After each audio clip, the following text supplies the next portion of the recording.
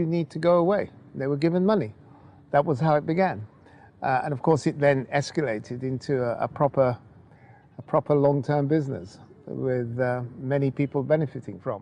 ay ku faafto wadankii iyo adduun weynaha ay ku faafto dhibaatada ka dhalatay kalluumaysiga sharci darrada markeedii hore adduunkaas soo gurmaday maraakiib oo dagaal la keenay oo lagula difaacid ay difaacayeen burcadmeednimada difaacina inay maraakiibtooda ay difaacanayaan hadda ay ku difaacanayaan badeena inay ka xaalufiyaan kalluunka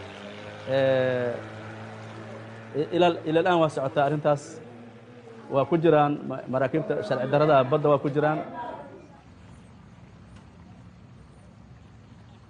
International community talks about Somali pirates. There are 4 kinds of pirates if you study this. And the most costly pirates are not the Somalis who hijack the ships.